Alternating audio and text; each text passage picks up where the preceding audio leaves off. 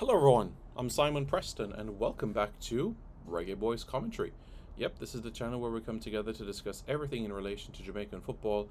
This is your hub for everything Jamaican football related. Yep, that is right. How's everybody doing? It's a nice morning, isn't it? Have a look at the view. Just take a look at it. See the ducks and the trees and the birds. What are your thoughts? Well, tell me how you feel.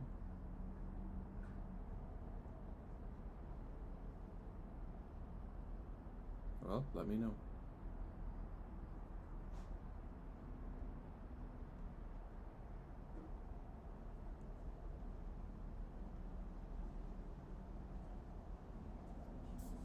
So, nice weather, nice conditions. I just love this weather right now. It's nice and cool and everything. You know what I'm saying? I just like being in this sort of environment where you have that mixture of everything. Just so refreshing. This is like a place that you'd want to live. Yep, that's right. So, folks, what we're going to do in this video, we're going to talk about the top 5 objectives of the Reggae Girlz for 2023. It's a busy year on the horizon, isn't it? As you know, it's a year where there'll be a lot going on. In fact, they'll be even more busier than the Reggae Boys this calendar year. A lot more busier, in fact. A lot more busier because of the competitions that they have to compete on this calendar year and what is at stake in those 3 events as well, because they all have a domino effect in a sense, because your performance in one can affect the momentum for another, or the injuries you may pick up in one might affect the next one as well, or morale can be affected as well. But if you go and do well in the first one, then that builds momentum for the second one, which can also have an impact on the third one as well. So in a sense, you would have to say that this is something that is very, very important. In the grand scheme of things, this is something that can't be brushed aside at all.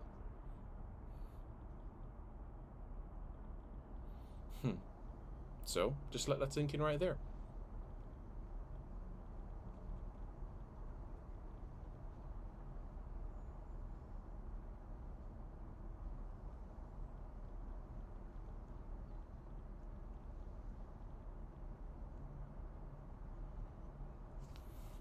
Okay, so the top 5 objectives of the Reggae Girlz in 2023. Number 5, get Taylor Hines a passport.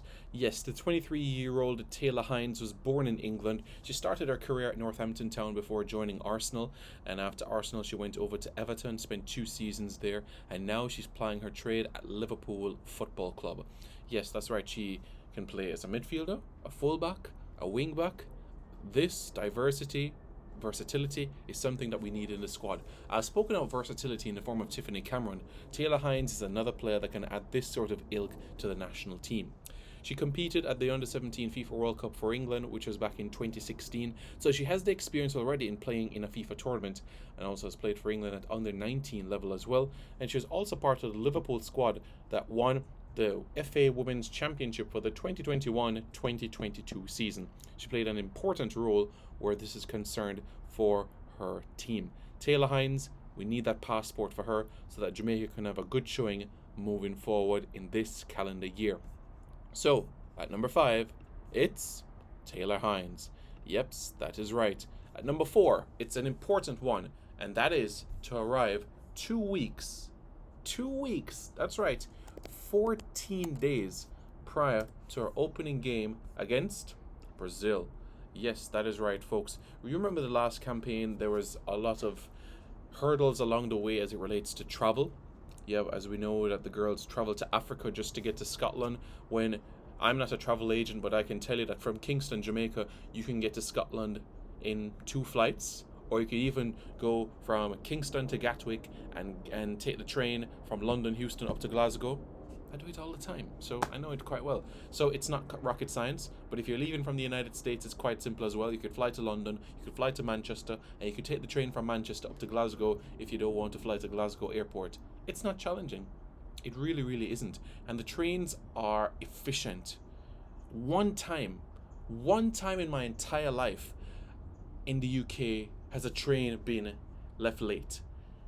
When a train is going to leave at 7:14 a.m., it leaves at 7:14 a.m. And the train that I took that departed late was from a place called Carlisle, and it left 7:14 and 3 seconds.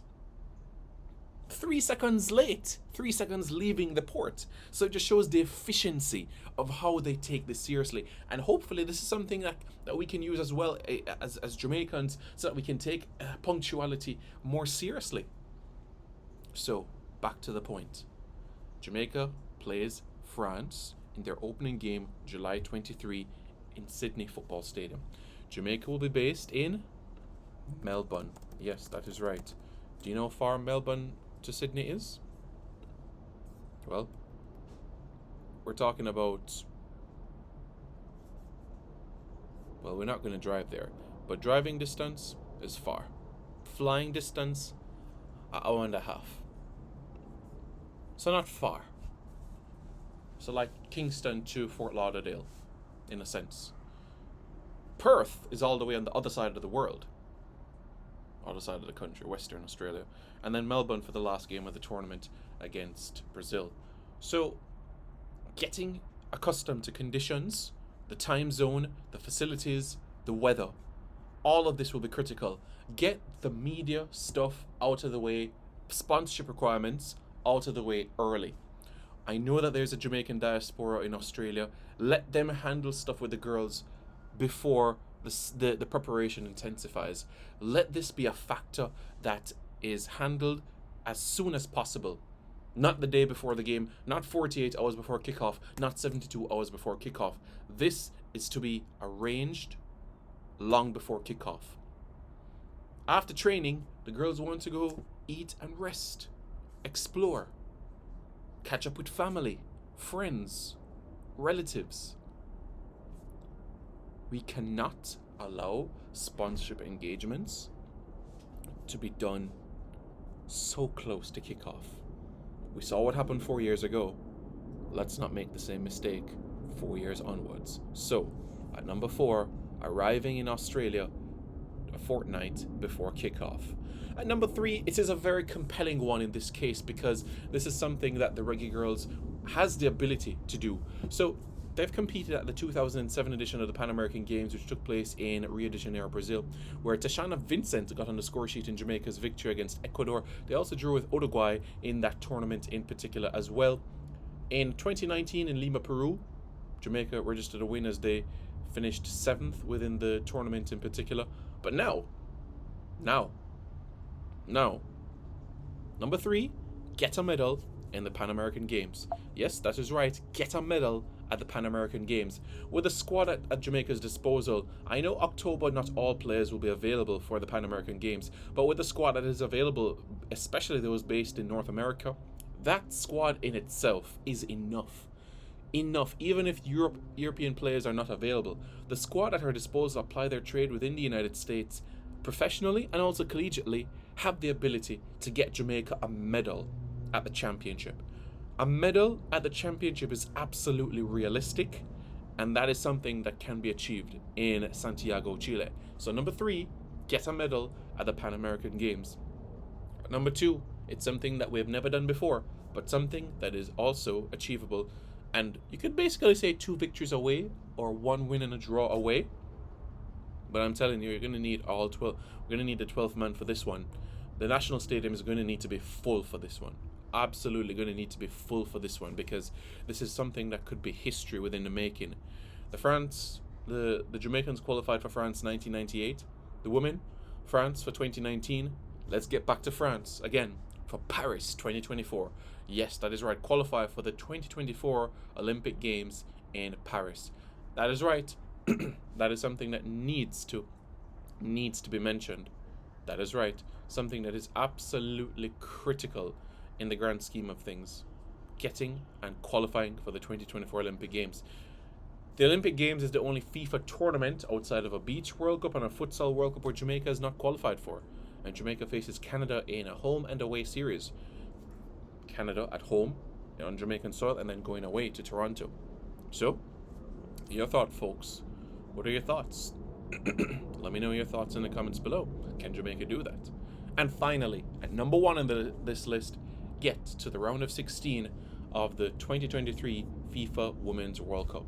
Yes, that's right, folks. This is something that is absolutely critical from a Jamaican standpoint. We've been to an under-17 World Cup twice, an under-20 World Cup once, senior men once, senior women once. So that's 5 World Cups. Jamaica's been to 5 World Cups in a little over 2 decades. All of them first round exits. Let this be history, where Jamaica advances for the first time ever outside of the group stages of a tournament. So just again, the top 5. 5, get a passport for Taylor Hines. 4, arrive in camp 2 weeks before the opening game. 3, get a medal at the 2023 Pan American Games. 2, qualify for the 2024 Olympic Games. And 1, get to the round of 16 of the FIFA World Cup. So, folks, let me know your thoughts in the comments below. Do you agree? What would you have added in your sort of top 5? What tweaks you would have changed to yours? Well, let me know your thoughts in the comments below. And don't forget to like, share, comment, and subscribe to Reggae Boys Commentary. Alright, folks, more to come.